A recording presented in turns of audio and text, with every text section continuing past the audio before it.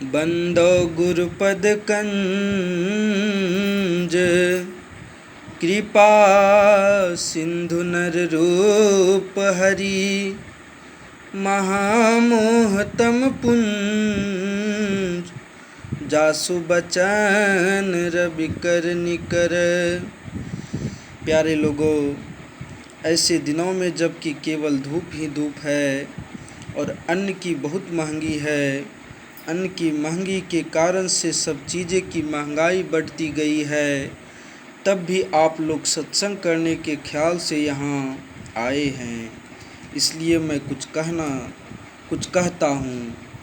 आप लोगों को मालूम ही है कि संत मत के सत्संग में 3 ही बातें विशेषता रखती है: गुरु, ध्यान और सत्संग। गुरु से मतलब यह है कि संसार में बिना सिखलाए और सीखे कोई काम नहीं हो सकता।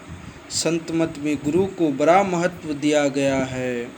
इसलिए गुरु कहलाकर यदि गुरु आई ठीक नहीं जानते, केवल लेन देन के हिसाब में गुरु है, तो वे अर्थात में गुरु नहीं है।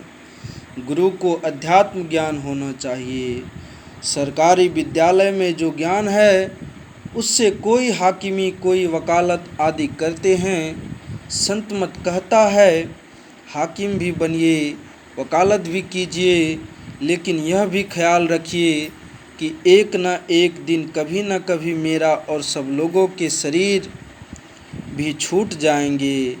जैसे ही शरीर का संबंध छूट गया तो संसार में जो कुछ कमाया है वह सब छूट जाएगा। समर्थ के बिना कोई काम नहीं होता। जिससे परलोक का नाश हो वैसा कर्म नहीं करना चाहिए। परलोक बनाने का ही काम करना चाहिए।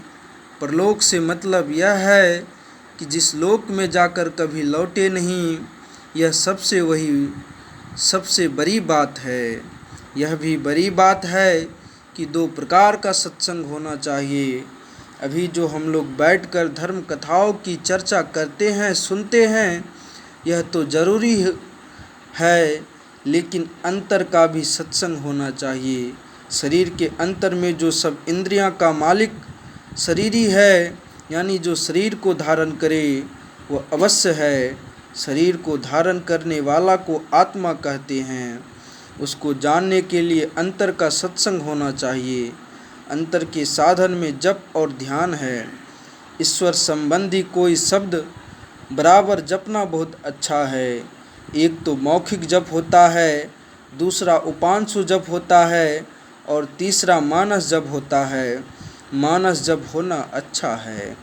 मानस जप मन को बहुत अंतर्मुखी बनाता है। मन कहाँ तक जा सकता है, जागने में भी मन का काम होता है, सपनाने में भी मन का काम होता है, गहरी नींद में लगता है मन का काम बंद हो गया है। परंतु नारी देखने पर मालूम है कि नारी चलती है, श्वास भी चलता है। इन अवस्थाओं से परे ऐसी अवस्था हो कि शरीर को जो संचालन है वह भी बिल्कुल बंद हो जाए। इसका मतलब यह नहीं कि शरीर मर जाए, मरने पर भी ऐसा होता है, लेकिन शरीर मरता नहीं है, वह अवस्था भी है, वह तुरिया अवस्था है। चौथी अवस्था इसको कहते हैं। इस चौथी अवस्था को पहुँचने के लिए केवल जप काफ़ी नहीं है, ध्यान भी चाहिए। मन के चलने को बंद करके तुरीय अवस्था में जाना यह बहुत ज़रूरी है, और गुरु का काम यही है कि उस अवस्था में जाने का यत्न शिष्यों को बता दे। तुरीय अवस्था में जाने के लिए स्थूल ध्यान ही काफ़ी नहीं है, ऐसा भी ध्यान चाहिए जो सूक्ष्म हो। वह है दृष्टि बिंदु ध्यान और नाद ध्यान। इसमें दृष्टियों को और मन को इस तरह बिठाना चाहिए कि बाहर देखना और सुनना बंद हो जाए। इसी को संत सुंदरदास जी ने कहा, श्रवण बिना ध्वनि सुने नयन बिनु रूप निहारे, रसना बिनु उच्चरे प्रशंसा कहूँ विस्तारे।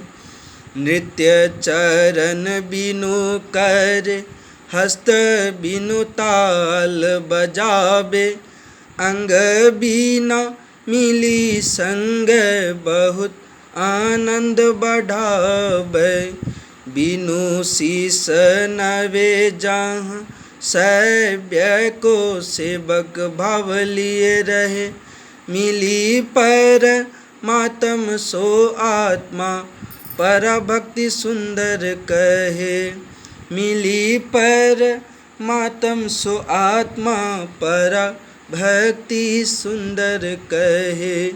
यहाँ तक साधना का काम हो जाना चाहिए। यही थोड़ा सा कहा, जब तक जीवन है तब तक तो कुछ कहना ही है।